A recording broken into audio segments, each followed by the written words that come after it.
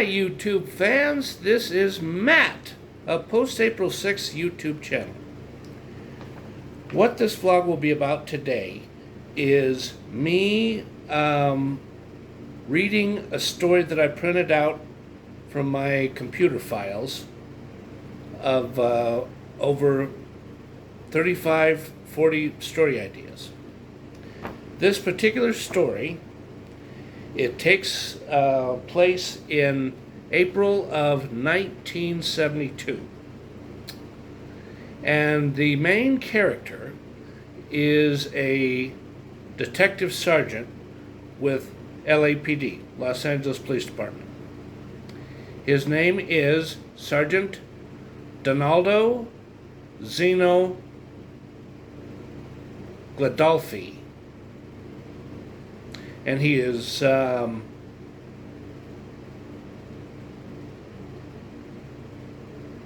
going to be 29 years old on April 4th, 1972. So he would be a man that would have been born... Sorry, I had to get the table out of the activity table out of the way so I didn't have any more bloopers. A man that would have been born in 1943. Where he was born, it might have been Los Angeles Metro, somewhere. Or it might have been someplace like New York City Metro. You see, in New York, there's a lot of these types of people. It's not just white Caucasians. Irish, people from Irish and England, German, Italian, French, Middle Eastern, Jewish. I think there's even a lot of there's probably tens of if it's not tens of thousands, it's hundreds of thousands of people that are what are called Italian Jews. They're half Italian, half Jewish. And there are people from India that are from the Philippines, Filipino, people from Africa, and people that are Russian. I bet there's a lot of Russian people out there too. There's all different types. It's not just I don't like to use this type of phrase. Heinz 57 white people. No.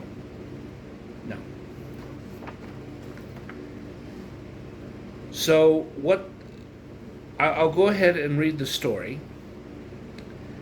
and you're going to find it interesting. There's going to be some profanity, and there's going to be some not sexual content, but sexual related words that sound a bit evocative. So I'm going to go ahead and start reading now. On Monday, April 3rd, 1972, one day before Sergeant Donaldo Zeno Gladolphi's 29th birthday, was a significant day for him. It was more than just one of those days. A lot of irregularities, happened. At 3:18 p.m., after he arrived home from his LA Central Division of LAPD, because see, when I say LA Central, I'm referring to the headquarters of Los Angeles Police Department. That used to be at a certain place that you would see in some of the beginning parts of Dragnet. But where it is now is a different location. And I think between 1953 and now, over the last 70 years, they've changed the location of the headquarters. It's at least twice, maybe 3 times, maybe even 4 times. So again, where exactly it is, I don't know. Okay, so I'll keep reading. Where he had been a detective since April 1st, 1970. And 6 months prior to his particular. No, excuse me, let me say that again. Good Lord. 6 months prior to this particular day in April, he was promoted to Detective Sargent. Donaldo's home was not a typical home for a LAPD officer, where he had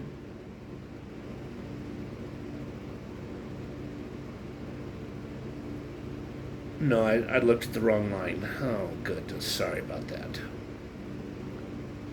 It was a expensive home located in Hollywood, Los Angeles, California.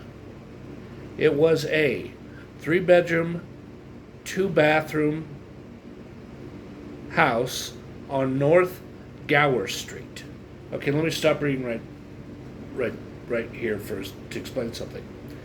I have looked at the map many times of the part of Hollywood Boulevard that is the main drag, the Hollywood Walk of Fame, and where the Grauman's Chinese Theater is, and the Egyptian Theater, and the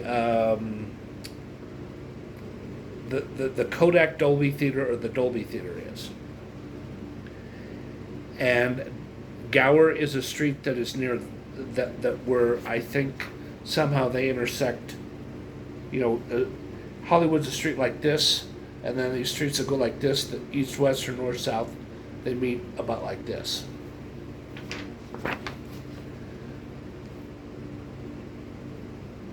Okay, near the heart of Hollywood.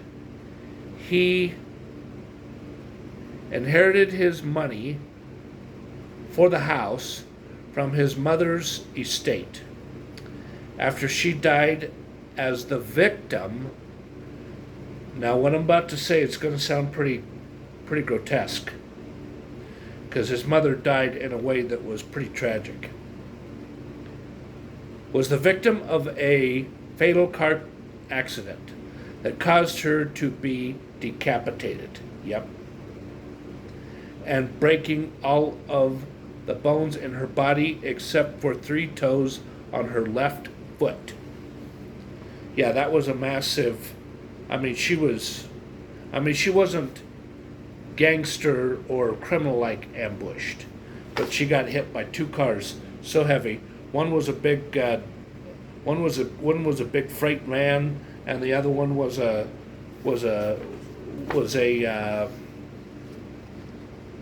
truck, an automobile that was heavy, bulky in weight. It probably weighed over 4,000 pounds, and it had a big souped-up motor inside it.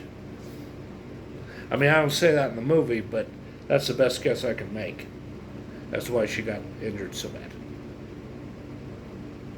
Okay.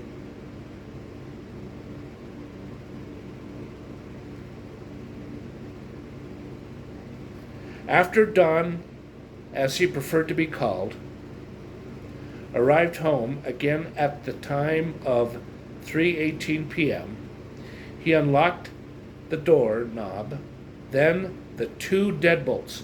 Because one of the reasons I use that phrase about 2 deadbolts, you see, in certain parts of New York City, there is so many burglaries that they have the doorknob lock, and then there's 2 deadbolts above it, and then there's a latch key. So so the odds that someone can break in are slim to none. And it would probably be best whether it's a good apartment, or if it's a middle of the road apartment, or if it's low income housing, to have a metal door so that it's harder to kick it down if you get some really overzealous wackos that want to try to get in there that way to steal whatever they're going to steal. Okay, he walked in, and a blue-eyed, white-furred, long-haired Angora cat named Sophia meowed happily at him. and he proceeded to scoop out a few spoonfuls of luxurious wet cat food. As she rushed over to her cat food dish and started to eat it.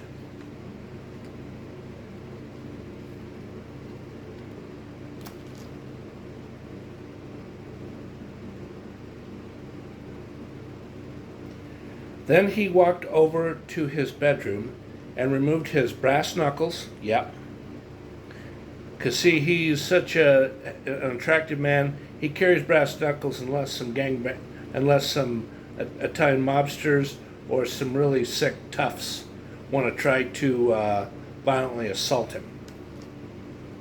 Thumbcuffs and switchblade knife from his pants pockets. Then he placed all the items on top of a 1930s mahogany 8-drawer clothes dresser, or clothing dresser. I should have used the word clothing. Then he walked over to his 2 fern plants and sprayed the leaves with a moderate amount of purified water so they would not be administered too much water. See, he sprayed that and he added just a little touch to the soil of the plant, even though I did not add that, because he knows the stuff and the type of environment that there is in that part of Los Angeles. You got to know how to take care of your plants, because the way you take care of them in Los Angeles and the way you take care of them in Minnesota and the way you take care of them in Alaska and the way you take care of them in Miami is going to be, it's not going to be exactly the same, or at least I'm pretty sure that's accurate.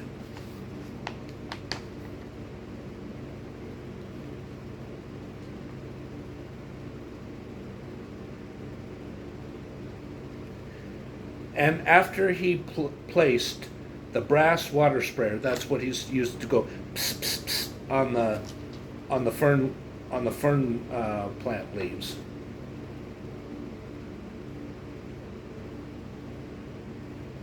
Back into the pantry, he unbuttoned both of his sleeves from his blue dress shirt.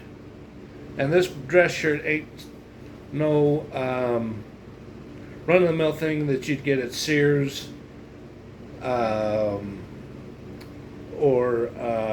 J.C. Penney's or Kmart. Yeah, that's back when Kmart was big and in its prime. Or even if they carried them at Woolworths or Montgomery Wards. I'm sorry. There's some neat things about Montgomery Wards or Wards, and then there's some pitiful things about them. Okay, now. And rolled up both his sleeves. I think I might have said that before, but I'll say it again. Who cares? After all, it was a little bit hot inside his apartment. He sat down on his hard oak, dark brown, wood-stained executive desk, and he started to listen to his $500 reel-to-reel PhoneMate 400 telephone answering machine. I did research on these, because back then that was the in thing to have, and it's not like today where you can get a cordless phone and a digital answering machine for less than $50. Back then, you wanted a cordless phone if they made it, and you wanted a digital answering machine, $700 at least. At least that's what I personally feel it would have been back then. And $700 for all that was super duper duper expensive. Okay. He saw the light blinking, and he clicked the dial over to the play mode. And he hears the tape rewind for about 30 seconds And then he heard a click-click sound, and then the beep-beep, and then the first message started to play back. I didn't add playback, but that's what I should have added. I'm going to have to do a little bit of editing there. Hey, Dawn. This is Valen, your buddy who fixed your 19-inch TV. I will sell it to you for less than $75 cash. Oh goodness, I did it again. Let me read that again. Let me start all over.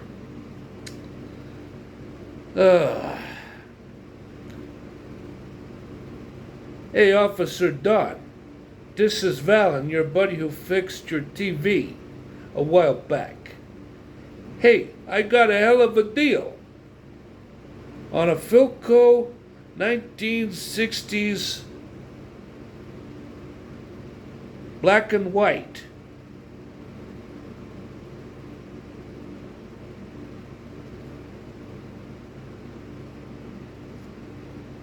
"19-inch TV. I will sell it to you for less than $75. Let me know if you're interested. Call me at 213-559-5555 by tomorrow." Then the call ends after he hears the phone being hung up. Because Valen is, he's not a mobster, but he's got one of those accents where he talks like that. Okay, so then he hears, let me proceed with the reading. Then he hears beep beep again, and he hears the second message. "Hi, Benny. This is your girlfriend, Annie. I want to come over and do your favorite thing tomorrow. Well,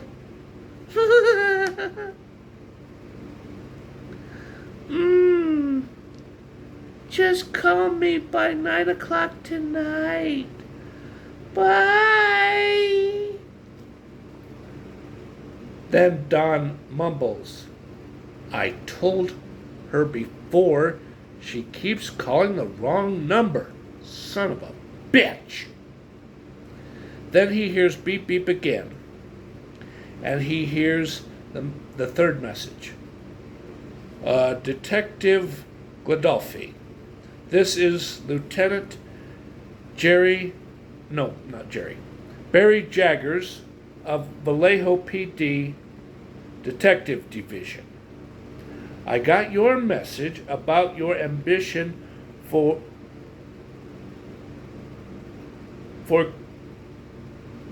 coming to Vallejo on vacation on the first week of May. I am flattered you want to come here, but just to let you know, I will be out of town that week. I have to attend an important seminar in Tacoma, Washington. And there on the first week of May. Feel free to call me before 2 p.m. anytime this week if you would like to know what my plans are after May 8th. Well, have a good day, Sargent. Bye now." And I'm using that type of language because I'm trying to kind of talk like the way the Minnesotans talk. Because I got a feeling that this Barry Jaggers or Lieutenant Barry Jaggers is from Minnesota originally. And at some point in his life when he was young, or he was probably a teenager, his parents moved here, and then one thing led to another, and he became a police officer, and then he became a detective, and then he became a sergeant, and then for about 2 or 3 years he got promoted to lieutenant detective because he solved some really big miraculous case that they've been working on for over 5 years. Okay, let me go back to reading.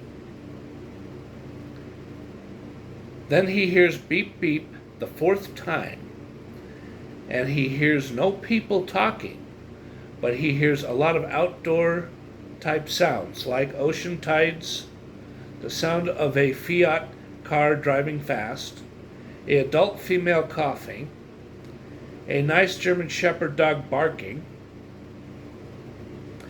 then more ocean tides, and then he hears the sound of a metal detector searching the beach shore, and then he hears the man pick up the receiver of the phone, and he proceeds to place the phone onto his ear.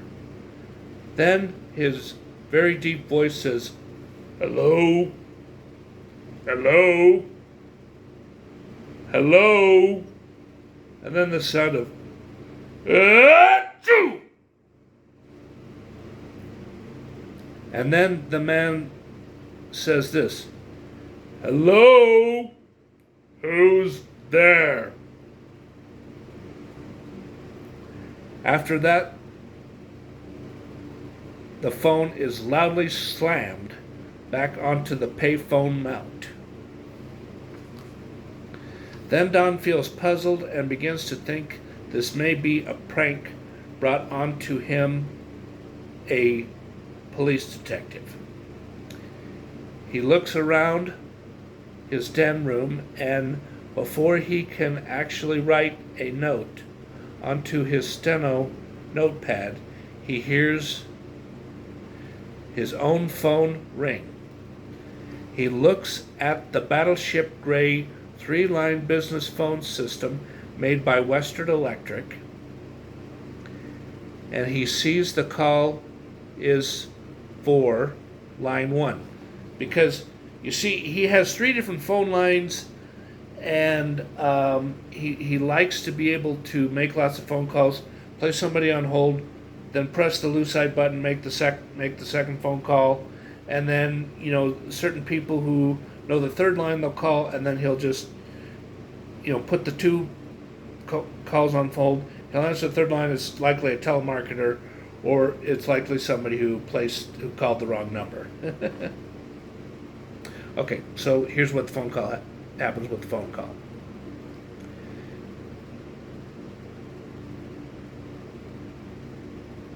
And he takes in the call on the 3rd ring and says, "Hello, Donaldo Gladolphi residence.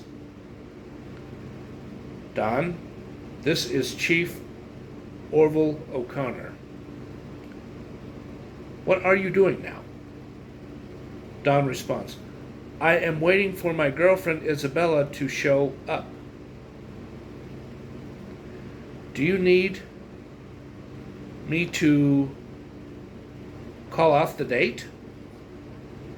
Chief explains his good fortune and says, no. Don frowns and feels irritated. No. I just called to let you know that because you're so close to your 29th birthday, I feel it is best to let you have tomorrow off. And we will postpone the stakeout that... No, wait a minute. Let me say that again. Postpone the stakeout of that black-haired Caucasian living in her small studio apartment on Riverside Drive, located in the Los Feliz section of LA. Okay, what the Los Feliz means, Los Feliz is a neighborhood or a district within Los Angeles. It is near the Hollywood district. Yes, it's true. I've stayed at a hotel that is now closed back in 2012 on Vermont Avenue or Drive or Street in the Los Feliz neighborhood. Yep, it's true. I stayed there way back in late late February and the first 3 days, or the first 4 days of March of 2012. Because, see, I had the money back then because I'd gotten a good financial settlement from the insurance company of the lady who hit me with her car and almost killed me. I'm not joking. What money I got in the settlement, I'm not allowed to discuss.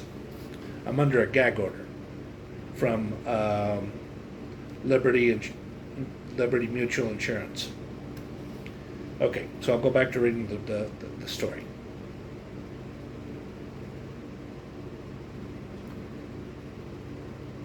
And then okay, so before I do the actual reading, Chief Orville O'Connor proceeds with the rest of what he needs to discuss.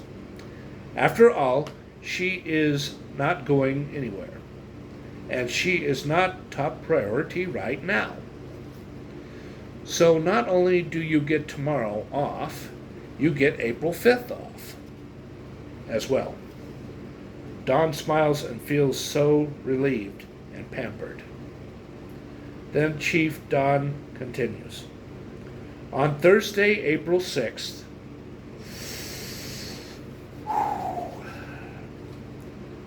April 6, 1972, just happened to be 38 years to the day I got hit by a car on April 6, 2011. Okay.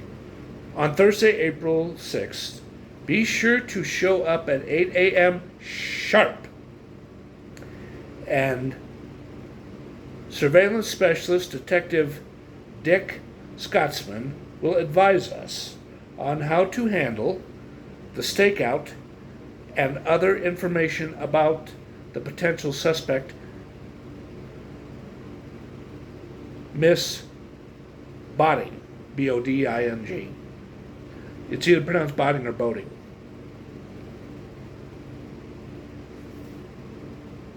I think it's Bodding. Who seems to be visiting with the wrong people. Then soon before the conversation ends, John says this praise. Hey, I sure do like how you plan things, Chief O'Connor. I will have a lot of fun in the next couple of days. Is there anything else we need to discuss? Then the chief says, nope. We went over everything. In fact, indeed we did. Don then ends the conversation. Well, I do not mean to brush you off, but my girlfriend will show up any second now. Then the chief said before he hung up, very well. You have a nice evening and see you at 8 a.m. on April 6th. Goodbye. And then the chief hung up. Donaldo looked at his shining gold Seiko wristwatch. Yep. He had one like I have this Casio.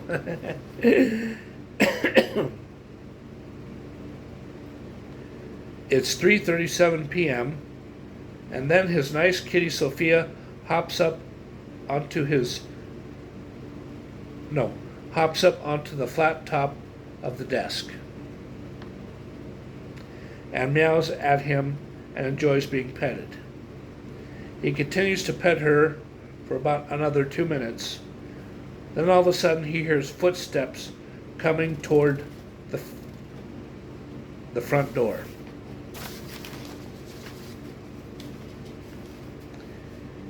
And then the doorbell rings, and he arises out of the reddish-brown leather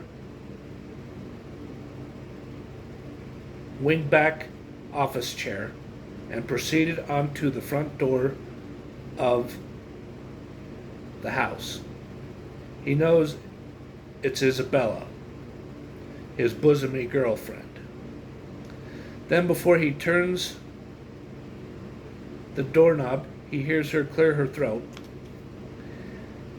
and then he pulls back the door and sees her sporting a nice new hairstyle. The hair is poofy and teased up.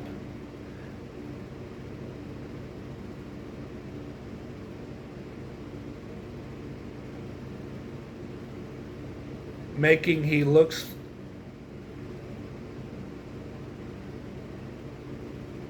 I think I said making, but I should have said meaning.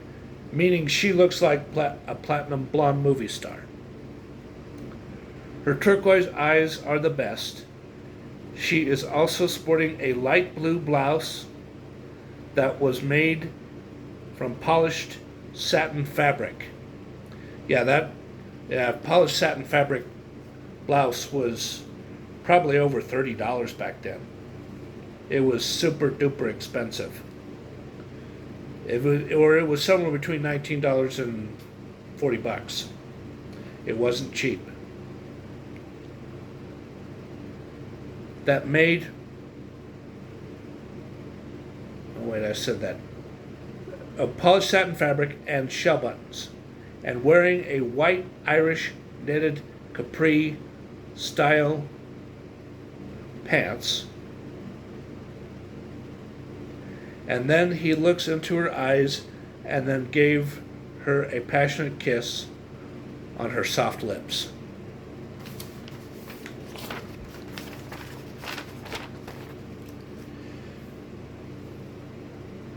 Okay, I know this has already been a little over 30 minutes, and I'm on a time limit here because I have to go run an important errand. So let me talk just a few minutes about what happens next. Okay, they go to a nice seafood restaurant, and they both have some lobster, and they have a really nice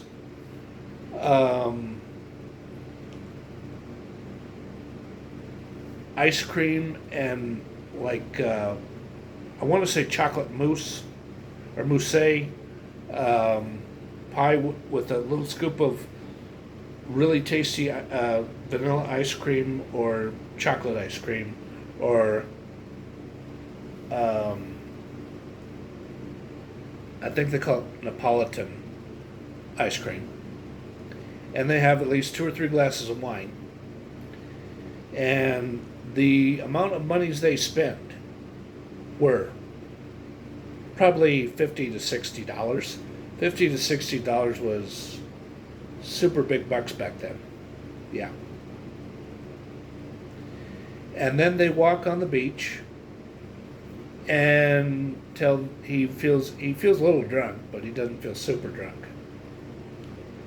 And then he gets back into his car, which I would assume it could be a Jaguar. Yeah. An older Jaguar that's in good condition.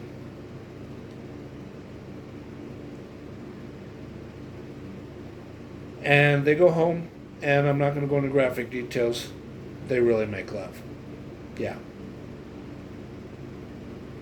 And she stays there until about 2 a.m. And then she goes back home. She sleeps for about hour and a half, and she gets up and she goes and works at a really cushy job in Beverly Hills as a saleswoman, and she makes big bucks.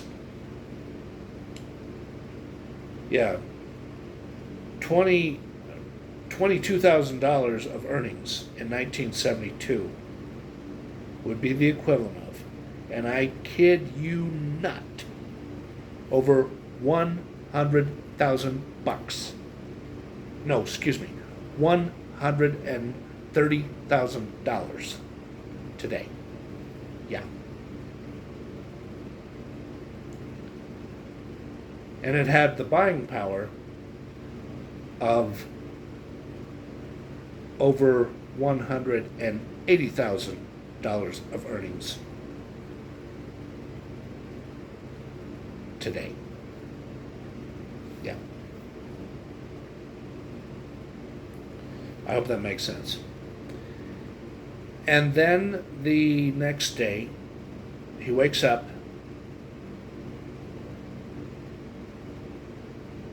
and there's a knock on the door, and there is this guy with a psychedelic shirt with a bunch of little holes on him, and he's been smoking way too much pot, and he's drunk, and his face is really red, and he's just standing there like this, and he wants money. He's like, no, I ain't got no money on me. I'm broke. And the guy just says, oh, come on, man, give me something. He says, okay, hold on. He goes into his pantry, and he gets one of these things of premium peanuts. And he gives it. He says, here, that's all I got to spare. He says, this may be Hollywood, but I just paid all my bills for the month. I'm broke. He says, I can't help you. I can't. He says, oh, come on, you can help me. He takes out his badge and says, this is your last warning. Either turn around and leave, or I'm going to bust you for drunken disorderly conduct. You got 2 seconds to make up your mind. And he turns around and leaves. He didn't even say anything to him. He just kind of, and he walks away. Well, I'm sorry. That was more than fair based on the way the guy was acting. What else happens? There's lots of things. What that would be to make the story look good, I haven't made up my mind. Well, I hope everybody liked me reading this story, and here's what the font looks like. And it is time for me to go because I have some things to do on my day off. Thank you, everybody, and goodbye.